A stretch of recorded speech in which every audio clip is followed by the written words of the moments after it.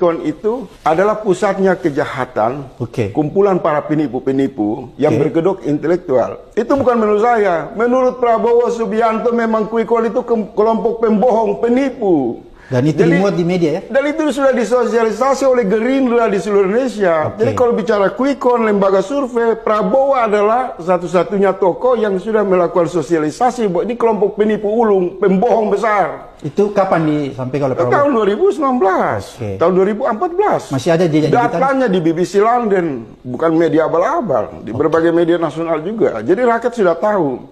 Kalau mau mencari para penipu berbasis data abal-abal, bertopeng intelektual, itulah lembaga-lembaga survei yang punya kemesraan dengan kekuasaan.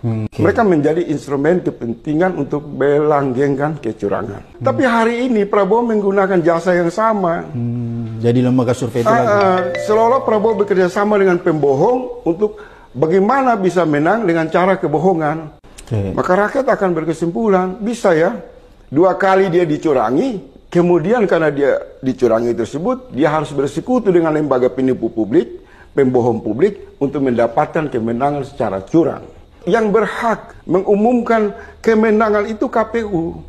Itu konsensus politik, itu ada aturan, ada landasan hukum. Tiba-tiba ada satu kelompok yang hanya punya kedekatan dengan dinasti politik, lembaga-lembaga survei itu menyajikan quick count secara terbuka yang sampelnya diambil hanya dari 2.000 TPS.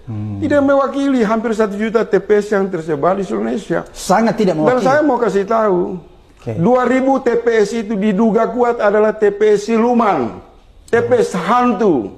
Karena mereka tidak umumkan di mana adresnya. Dan apa faktanya? Terungkap di layar televisi. Ternyata hasil quick count itu sudah dirancang pada tanggal 13. 1 hari sebelum tanggal 14. Itu sekarang beredar di seluruh media sosial. Artinya apa? Ini satu desain penipuan dari watak politik dinasti yang selama ini sudah secara terang dan tegas disampaikan oleh para akademisi, guru besar, para pakar hukum. Jadi tindakan quick count ini adalah pembenaran bahwa dinasti politik terlalu jauh bergerak memandu kecurangan bernegara, kecurangan berdemokrasi yang dapat mengancam. Dan apa yang terjadi hari ini itu terkonfirmasi lewat film itu ya? Iya, Dirty Vote. Jadi survei-survei, bansus-bansus, semua proses intimidasi politik, diskriminasi politik. Hari ini terbukti.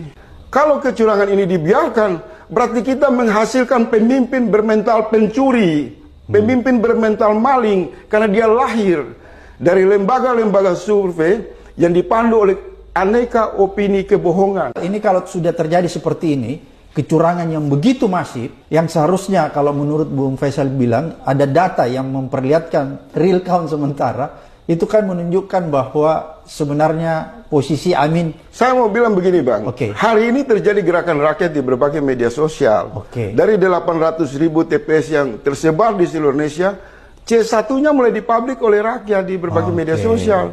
Memberikan indikasi kuat, Anies itu sangat berpeluang masuk ke putaran kedua. Bahkan unggul di atas 60%. Silakan lihat di Twitter, lihat di Instagram, lihat di YouTube. Rakyat berpartisipasi, memberikan bukti. Ini loh TPS ini Anies menang, TPS ini Anies menang. Sementara kelompok yang mengusung Prabowo dengan menggunakan instrumen lembaga-lembaga survei itu hanya berbicara dalam topeng-topeng akademis yang tidak bisa menunjukkan fakta. Kalau sudah kondisi begini, jangan mau dibodohi. Jadi kesimpulan revolusi rakyat. Harus ada gerakan revolusi rakyat secara damai, turun ke jalan melakukan perlawanan dengan cara-cara yang intelektual. Galang konsolidasi, lawan kecurangan dalam bernegara, lawan kecurangan dalam berdemokrasi.